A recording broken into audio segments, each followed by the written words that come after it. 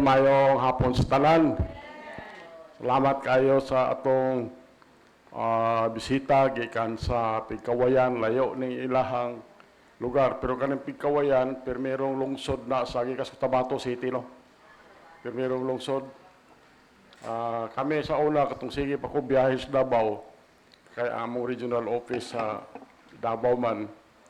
Diha yun may maniud to diha or mamahaw sa Pigkawayan. Kaya na restaurant diha nga puro kanding.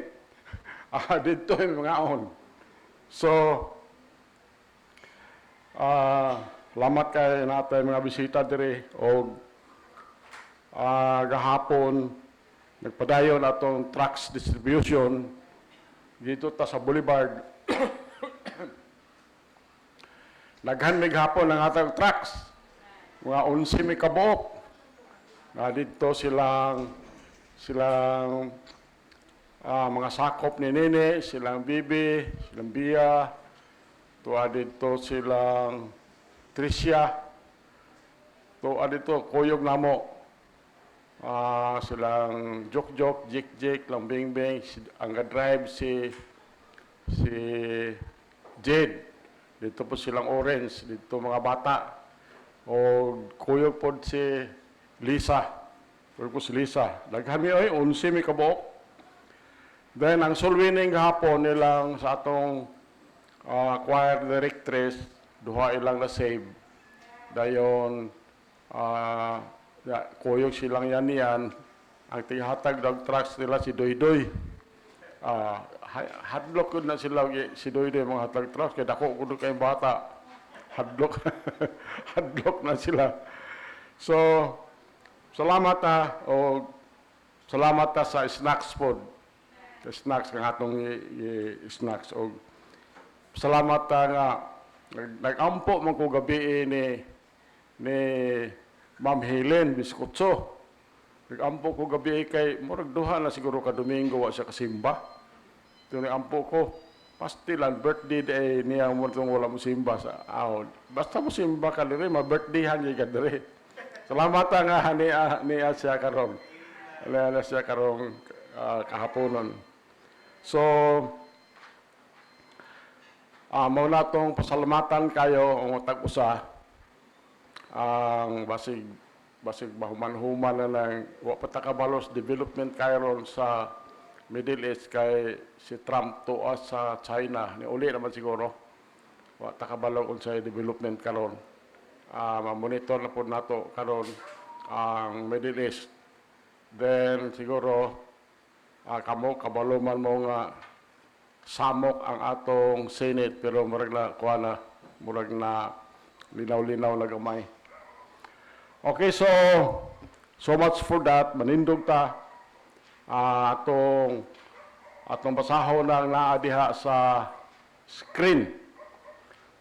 Siguro mabasa, okay. Deuteronomy, dirita atong kanilang 12 verses ni siya pero ato lang hinay-hinayon, nagbasa ni siya, atong hinay-hinay pagpasabot. Deuteronomy, chapter 6, verse 1, kanin Deuteronomy, ang gasulat ani, si Moses, ang gasulat ani.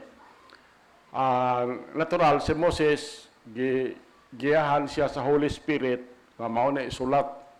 Abi ni mo, no, sometimes nagtuon ko ani mensahe, makaingon yung ka nga, wa ba ka mo reklamo si Moses ani yang gisulat no kay ako gani magbasa ko nga mura man ko na ireklamo pero mingon siguro sulatan lang na Moses ako na mahibalo ana ako na lang ipahibalo ni mo diin ko lapit na reklamo. Okay, Deuteronomy chapter 6 1 and 2 kamay basa ng verse 1. Read.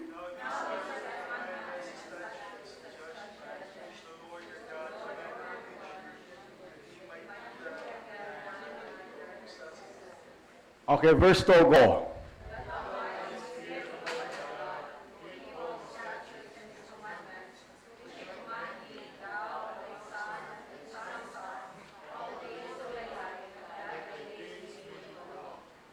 Okay, mag-abot ta. Mahal na mo langit nun, buhi na mo nga Diyos. Salamat kay Ginoo. sa imong pagpataliwala samtang kami nagasimba kanimo. Salamat sa wisdom imong gihatag sa among Sunday school teacher, sa pagtudlo sa imong pulong bisan among Sunday school teacher sa kabataan. Salamat kay Ginoo. Tagaan mo siya kasing-kasing nga maka-adjust na siya ng mga bata amahan. Salamat usab sa manindot nga awit sa choir nga mandam among kasing-kasing sa pagpaminaw sa imong pulong. Manamulangit nun, salamat usab sa mong bisita, salamat sa naga-birthday karong adlaw. Tagaay pa siya daghan pang katuigan siyang kinabuhi amahan. Dios nga langit nun, ini nga kahapon nun, kini mong ulipon nga way kahibalo, tagay igsusulti, nga moyo ko kanimo amahan, nga ang balang espiritu, maghatag na kog pulong, o tabuni kami sa bililhon mong dugo, abuga ang mga evil spirits, pinagis dugo ni Jesus Christ, o magi pangamuyo kanimo Ginoo, amahan nga ikaw gyud maghatag conviction sa mga kasing-kasing karon. Kini among pagampo, pangaliw po kanimo ang tanan niini amo naggisalig sa mahal nga ngalan ni Jesus Christ, among bugtong personal nga manluwas. Amen. Okay, lingkod ta. Mao ni ang inyong gibasa, yon dere. Karon kini mao ang mga sugo. Ang mga tulumanon, statutes, ug ang mga paghukom nga sa Ginoo nga inyong Dios gisugo aron sa pagtudlo kaninyo. Aron kamo makabuhat kanila diha sa yuta diin ngadto kamo moadto aron sa pag-angkon ini. Verse 2. Aron ikaw mahadlok sa Ginoo nga imong Dios aron sa pagbantay sa tanan niyang mga tulumanon ug iyang mga sugo nga ako nagsugo kanimo, ikaw ug imong lalaking anak ug ang lalaking anak sa imong lalaking anak. Dinhi ko nga nakapangutana ko, wa ba ka sumutana sa Moses ani nga puro ni lalaki sa magbay ani. So, ug imong lalaking anak ug ang lalaking anak sa imong lalaking anak sa tanan mga adlaw sa imong kinabuhi ug nga ang imong mga adlaw paligwayan. Okay, so ato misahe karon naguluhan ni siya og building a godly family. For the month of May, ang atong mensahe kalendar na to is about motherhood and about family. So nakahatag na tagmensahe atong last Sunday about mother. As a matter of fact, last Sunday about inahan ang atong mensahe. Karon mao ni atong mensahe, building a godly family. Kalang magtarok ka ba, maghimo ka og Dios non nga pamilya. Mao ni atong mensahe karon. So, mga igsoon, karong adlaw, karong kahaponon atong punting atong mga kasing-kasing sa usa ka pinaka-dinalian o pinaka-foundational institution ordained by God. Foundational institution ordained by God. So mani, mao ning the family. The family. Now, habi nimo, nations rise and fall on the strength of their homes. Ang mga nasod mo pataas na siya, mo pull down pinagi sa kusog sa mga panimalay. And this spiritual condition of the church, bisan ang spiritual condition sa church, kasagaran ani refleksyon na siya sa kondisyon sa iyang mga pamilya. Yung mga pamilya, balik ko na ko ha. Even the church, ang kondisyon niya, ang refleksyon na pinagi sa makita nimo sa refleksyon sa iyang pamilya. Now, in Deuteronomy chapter 6, si Moses istorya ngadto sa mga Israelites, mga Hudyo. Samtang niya sila sa tampi nga gusto na sila motabok ngadto sa Promised Land. Gusto na sila motabok sa Promised Land. Abi nimo samtang tuwa sila ito, nagpundo sila kay gusto sila motabok sa Promised Land. Abi nimo wala magsugod si Moses pagsulod nila, wa siya magsugod pag istorya nila about military strategy. Wala siya mingon nga kinahanglan kamong kaliwata dito sa north, kani kaliwata dito sa south, kamong kaliwata sa west, sa east, kay ug asa ng mga counter nato, matubang nato. Wala siya mag-istorya na. Military strategy wala siya. Wala siya mag-istorya bahin sa mga plano economic plano. Wala siya mag-istorya na siya. Abi nimo unsay istorya niya bahin sa pamilya. Bahin sa family. Tungod kay ang Ginoo nahibalo siya, if the family is right in obeying God, kung ang pamilya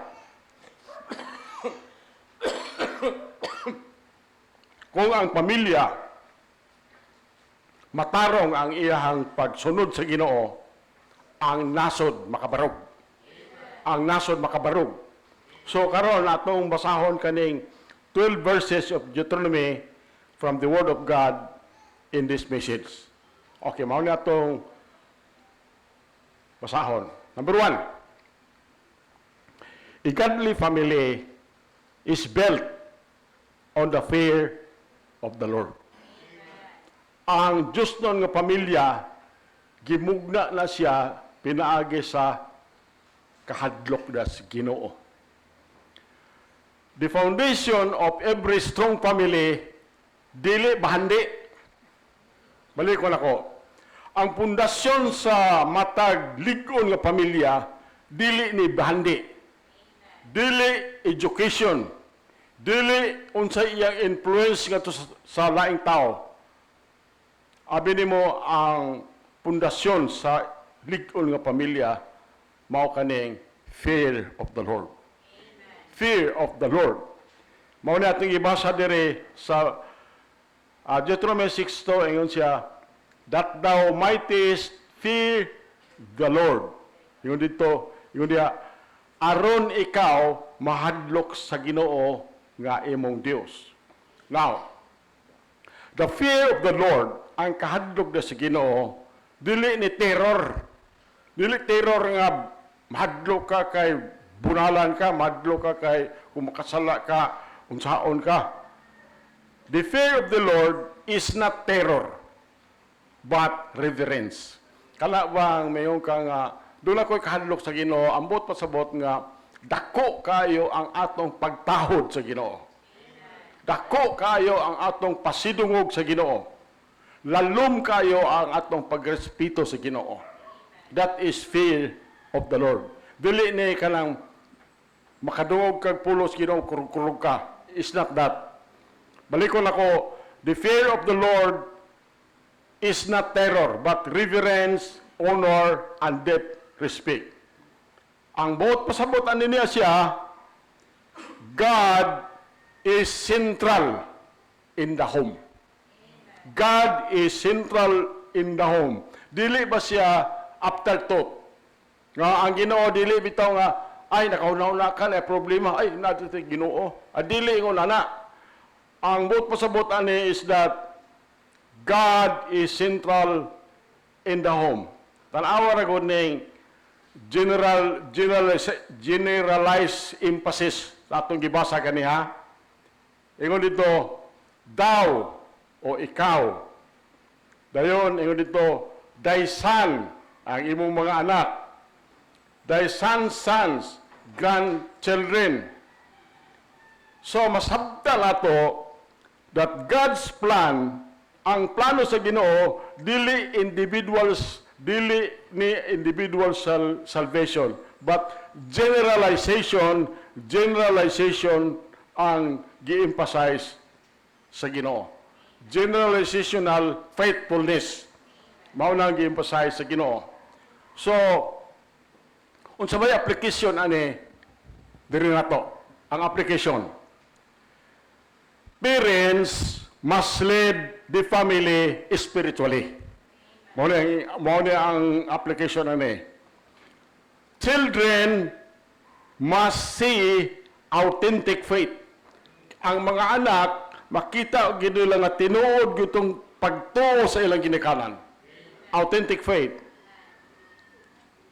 Kitang mga lolo ani pas nato Brother Margaha, dili ta exempted.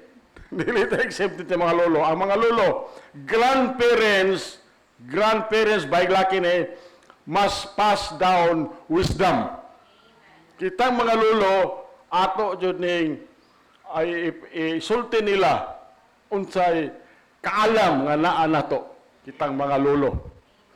So bisan dinhi bitaw sa atong simbahan, si Jik din ako na nang daan na sa ministry diri sa simbahan.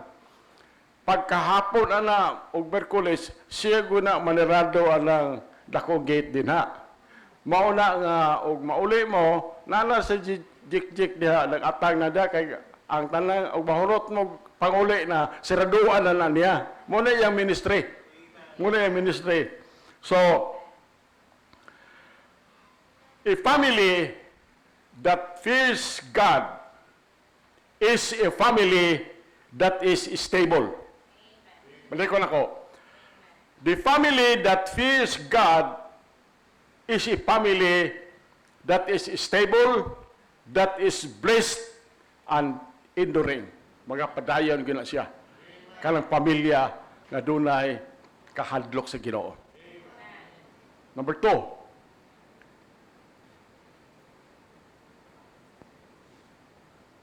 A godly family is centered on the love of God. A godly family is centered on the love of God. Kamoy basa ko anang Deuteronomy 6:4 o 6:5. 6:4. Kamo tanan basa. Ready, read.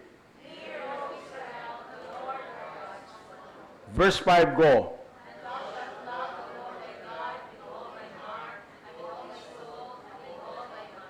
So mao na gingon sa Deuteronomy 6:4 and 5. Ingon diri, paminaw. Ingon diri, paminaw o Israel. Ang Ginoo nga atong Dios usa ka Ginoo. Verse 5.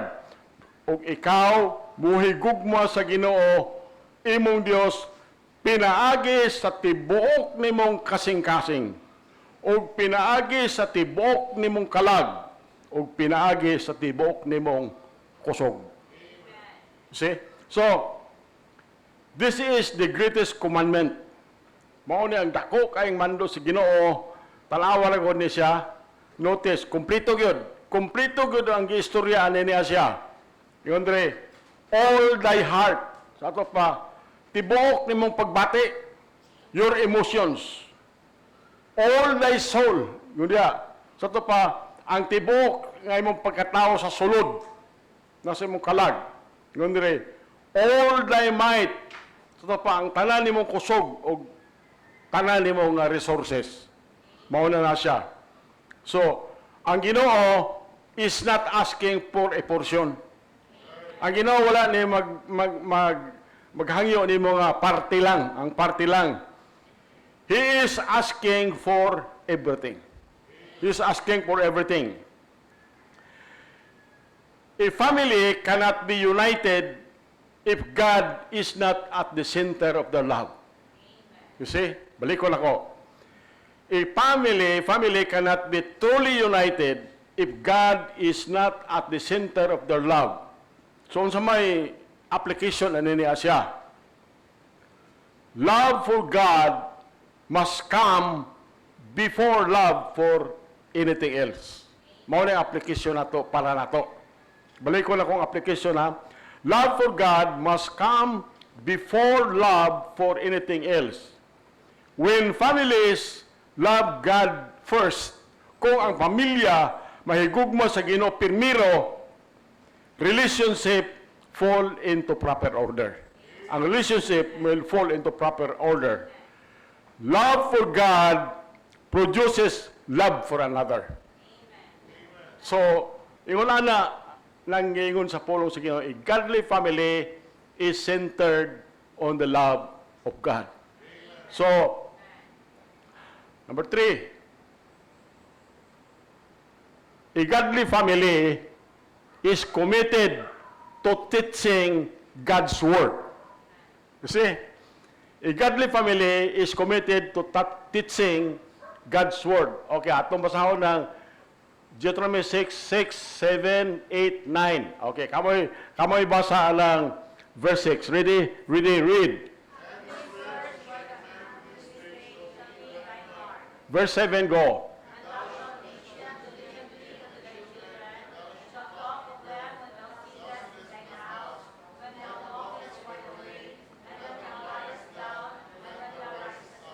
Verse 8, go.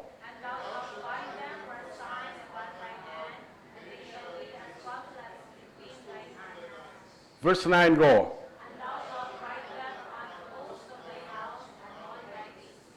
Okay, so mao nag-ingon ni Moses sa verse 6, ingon si Moses, "Og kini ang mga pulong, og ako nagsugo kanimo nini adlaw, maanaa sa imong kasing-kasing." So ang pulong maanaa sa imong kasing-kasing. Verse 7, "Og ikaw sa makugihon mutudlo kanila ngadto sa imong mga anak. Og musulti mahitungod kanila sa diha nga ikaw nagalingkod diha sa imong balay. Og sa diha nga ikaw nagalakaw diha sa dalan. Og sa diha nga ikaw nagahigda. Og sa diha nga ikaw nagabangon." Verse 8, "Og ikaw mubugkos kanila ingon nga usa ka ilhanan ganha sa imong kamot. Og sila mahimo ingon nga bugkos sa agtang tali sa imong mga mata." Verse 9, "Og imong isulat sila ngadto sa mga haligi sa imong balay ug sa imong mga ganghaan." Grabe kayo ning instruction sa Ginoo. So, tanawa ng order. Tanawa ang iyang order, sequence niya. The Word must be in your heart. The Word must be in your heart. Now, unsaon man pakabutang sa pulong sa Ginoo kung wala tayo basa-basag Bible. Unsaon man pakabutang sa kasing-kasing ang pulong sa Dios, nga kung di ka mabasag Bible dito sa balay, simba lang kay makadungog na kag pulong sa Ginoo. At least makadungog kag pulong sa Dios. So, mao na ang the first order, the Word must be in your heart. Dayon, pag human ani, ang sunod nga sequence is, then, it must be taught to your children. Itudlo sa mga anak. Now, you cannot teach what you do not live. Dili ka makatudlo ani, kung wala na ni mo gikinabuhi ang pulong sa Ginoo. So, God commands parents to teach diligently. Ang Ginoo nagmando sa mga ginikanan nga itudlo ko na uban sa kakugi, diligently, consistently, and intentionally. Dayon, ingon dire, daily, matag adlaw, daily, matag adlaw. Ngano man unsa may gisulti dire? Bisan ikaw maglingkod, bisan ikaw maglakaw, bisan ikaw maghigda, bisan ikaw ubangon. So, dili ni siya occasional teaching. This is not occasional teaching. Lifestyle ni ginikanan. Lifestyle ni siya. So,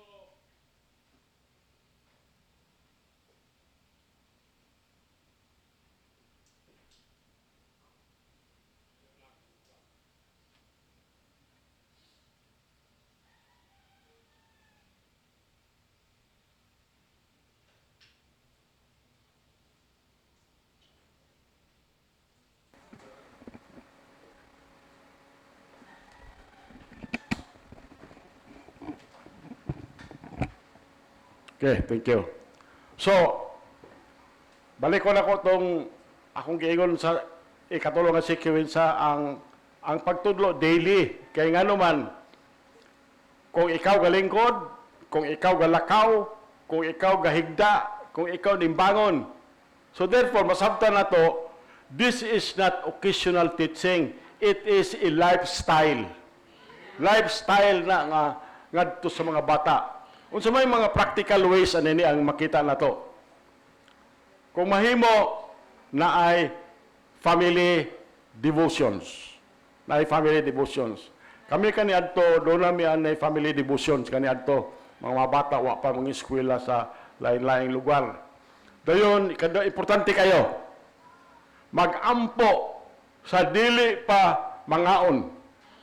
Mag-ampo sa dili pa matulog. Muna mga practical ways anini siya. So,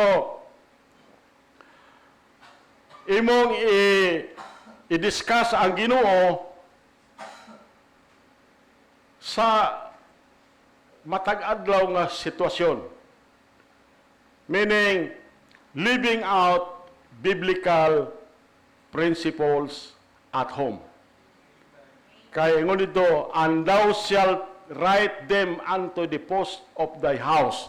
Ako nakanha man ko og mga balay, mga inglonta nga mga balay sa mga bahandianon ba, mga balay, mga dato. Sabi nimo akong ma-observe dito pag adto nako ang balay na ay gyud sila stand diha din dako kay Bible abri. Dako kay Bible. Pero muna kita nga makaadto ta didto, ma-amaze ta may diri kay na Bible. So atong sulayag pakli, pag pakli nimo do kay abog. Sa ato pa wala atong mabasa. Wala mabasa atong Biblia ha. Pero naot pa nga ingon din sa ato mensahe and thou shalt write them upon the post of thy house. Dili lang siguro na ibutan na to sa atong mga poste. Ang ato lang nga ang pulong sa Dios must be visible nga makita gyud o na ay evidence nga ang Biblia naas panibalay. So mula makaingon ta mas maayo ra din ng hotel, no? Kayo ang hotel, kasagaran sa hotel, kada room na may Bible. Then makabasa tag Bible po dito. So maayo ra po di ay. So for our lesson sa gisulti ni sa Ginoo ngadto ni Moses, ingon nila kung mahimo lang ipasulat sa poste. So dili naman siguro ni mahimo nato karon pero imong himuon pwede sad. Pero ang ato lang sa balay naagyod ng Biblia. Pero magbantay tag unsang klase nga Biblia. Tungod kay daghan kayong Biblia ron nga sayon ra sabton pero dili mao kung imong sabtog maayo. So ang imong Biblia nga imong gamiton nga gipagamit gyud nga duol kay sa Tinoo sa original mao nang 1611 authorized King James version. Ano na siya? Daghan kay mga Bible drong gi-interpret na nga murag sayon sabton. Pero i-compare nimo dito sa King James Version, di na mao. So, mao na akong hangyo ninyo, kung gusto mo magbutang og Bible sa balay, kanang Bible nga in English, King James Version, kung binisaya sa King James Version. Namay daghang baligya na, karon. Pero abi nimo adto kag mga bookstore, daghan kang Bible baligya dito. Ang King James Version nga baligya no, to si ilalom. Pero mao na ang Biblia gyud nga matod pa duol gyud kaayo sa original niya. Kay kanigong atong Bible, King James Version Bible, ang Old Testament ana gikan na sa Israel, gikan na sa Jerusalem. Ang New Testament ana gikan na sa tong lugaran na ng It's a town in above Jerusalem. Di na ko naras tumoy sa kundilag asa gikuha diha. Antioch siya, salamat. Thank you. Antioch. Dito lagi kuha kanang New Testament diha na. Kay di na man natapok ang tanang sulat ni Paul, tanang mga sulat sa other natapok diha. Dayon ilang gi consolidate.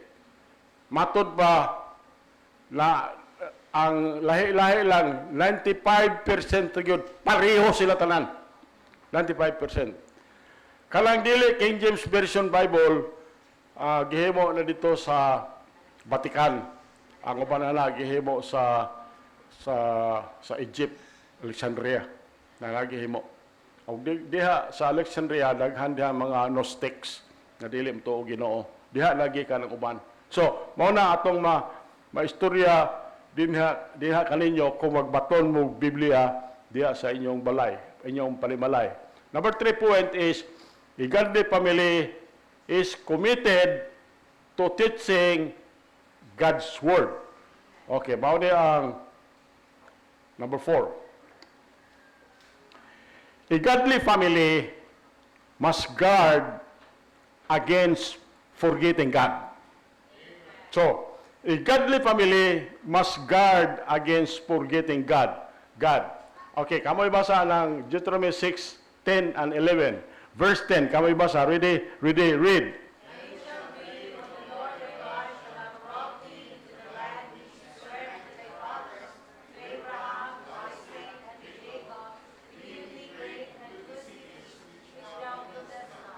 Verse 11, go.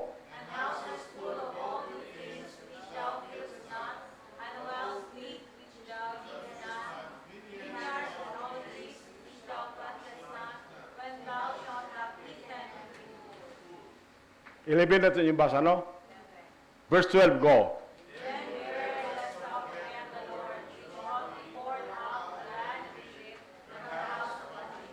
Okay, so, mao na inyong gibasa, yung sa verse 10, og kini mahitabo.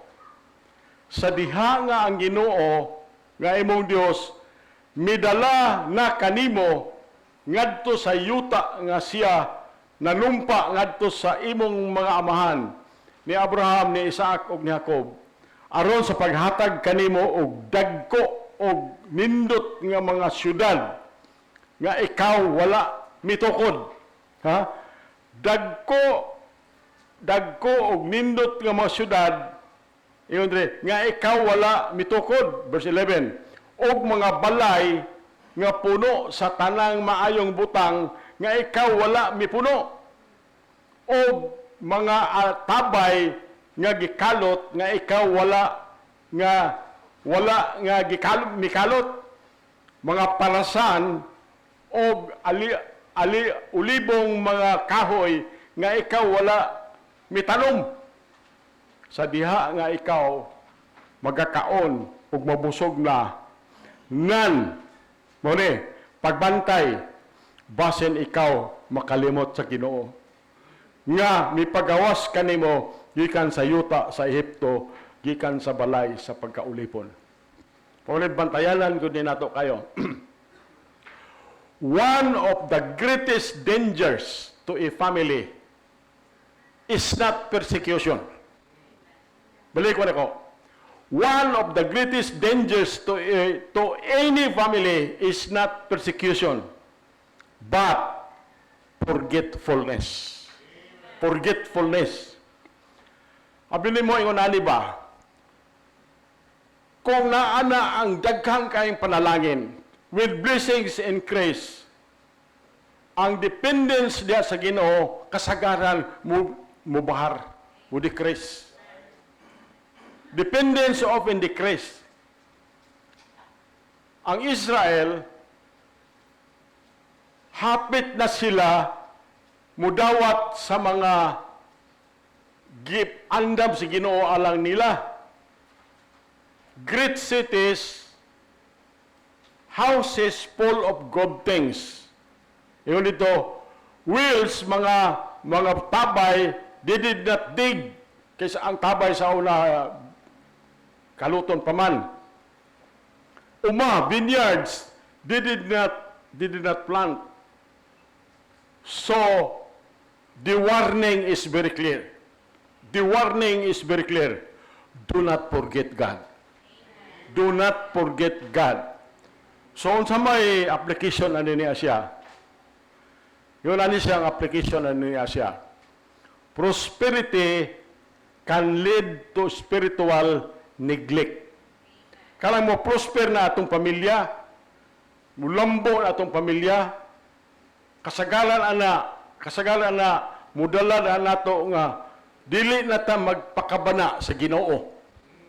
Spiritual neglect. Comfort can produce complacency. Kanang lipay na kay mong pamilya, lipay na kay ka, murag okay na kay ba? Complacent na kay ka. Complacent na kayo. Success can replace dependence on God. Dependence on God. Kanang malampuso na kay ka sa iyong pamilya, posible nga mapulihan na gadi na ka musalig sa Ginoo. Ngayon, murag insik ba? Wala na tampo-ampo. Naghabugas. So, success can replace dependence on God. So, mauna niya ang dapat natong i-apply sa itong kagulingon. Kung naana ka sa prosperity, families must remain grateful. Ang pamilya magpadayon yung kang mapasalamaton sa Ginoo, mapasalamaton ang pamilya kanunay na magpadayon nga mapaubsanon o ang pamilya kinahanglan sa kanunay maghuna-huna gyud na siya sa kaayo sa Dios. Sa kaayo sa Dios. So mauna ang number 4, mauna ang conclusion sa itong mensahe. Pwede makapaka-follow diya. A strong family does not happen by accident. Balikon ako. A strong family does not happen by accident. It is built intentionally upon God's Word. Intention yun. It is intentionally built intentionally upon God's Word. So let us remember, atong hinumduman, fear the Lord. Make Him the foundation. Ang pagtulunan ang pulong sa Ginoo, himuon na itong pundasyon. Then, love the Lord with all your heart. Then, teach the Word daily and diligently. Matag-adlaw o uban sa kakugi. Then, remember the Lord. Hinumdumi ang Ginoo. Never forget His goodness.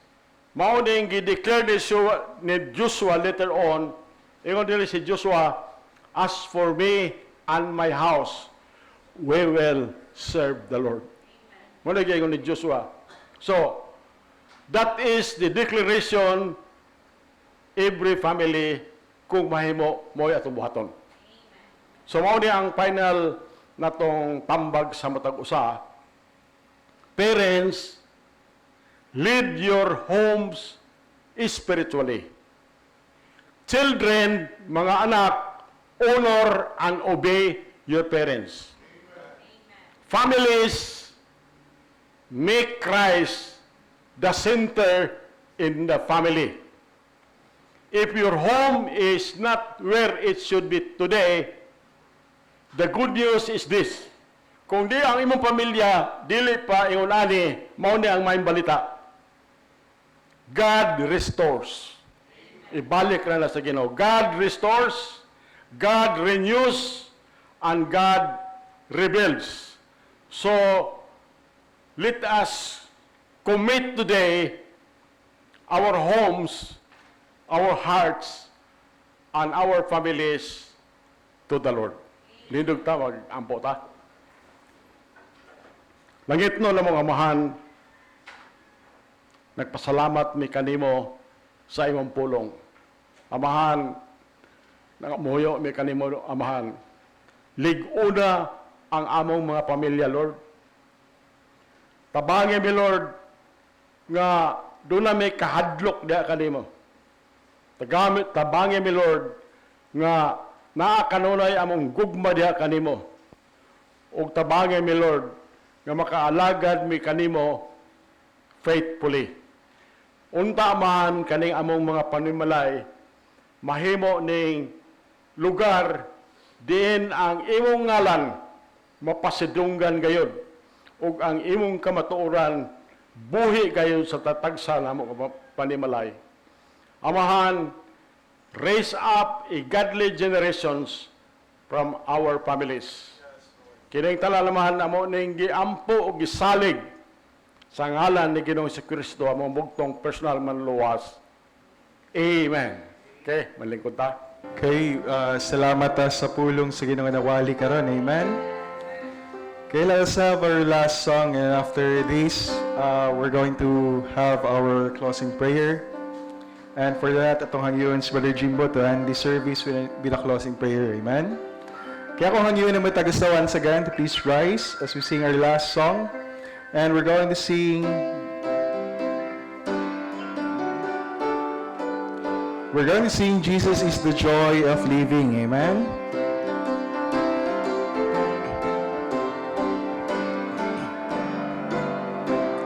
Okay, first stanza, ready, sing.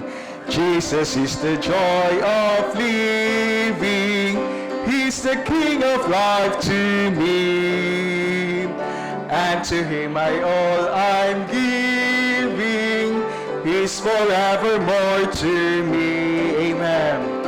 I will do what He commands me. Anywhere He leads, I'll go. Jesus is the joy of living. He's the dearest friend I know. Another stanza. Jesus is the joy of living. He's the King of life to me. And to Him all I'm giving. He's forevermore to me. I will do what He commands me. Anywhere He leads, I'll go. Jesus is the joy of living. He's the dearest friend I know. Let's pray. Our Heavenly Father, in the name of our Lord Jesus Christ, Ginoo, salamat sa imong pulong, Ginoo, nga nawali karong kahapuna. Salamat o Diyos. Gikan sa Sunday School, padulong Ginoo sa choir, and then the preaching service. Salamat Amahan nga ikaw, Amahan, nakikistorya Ginoo kanamo. Salamat Ginoo Diyos, yung paggamit Ginoo sa mga Sunday School teachers, sa kabatanunan, ug sa mga adults. And salamat usab Amahan sa yung paggamit Ginoo sa mga pastor, Amahan, sa pagbahinbahin sa yung pulong. And Lord, we pray, palihog, please continue to bless each and every one of us. Labi na Ginoo sa among pagpamauli karon, bulag-bulaga kami Amahan, puno sa kalipay o hantod sa tibok simana Amahan kini nga kalipay Ginoo tungod sa iyong pulong among pagadalon Amahan sa tagsta sa katulungaan. And we pray, dear Father, ikaw Amahan magauban kanamo, maghatag ka namo kaalam, protection labi na Ginoo sa mga Kristohano Amahan nga nasa balatian karon, ikaw ang sayod Amahan. Among pag-ampo di kanimo Ginoo Lord nga ikaw magahikap Ginoo sa balatian labi na Ginoo si dakila nga among pag-ampo o Dios nga maka-recover na siya mangikan sa iyang sakit. And Lord, sa mga magbiyahe among pag-ampo di kanimo ikaw Amahan mag-bless kanila sila kadalanan sa ilang mga pagsakyanan Amahan. Among pag-ampo di kanimo Amahan nga ipadangat mo sila Ginoo silang padulungan nga safety. And we pray, dear Father, pabalik ka kami Ginoo diri next Sunday nga puno gyapon sa kalipay ug kadasig Amahan. Guys, we pray, amen.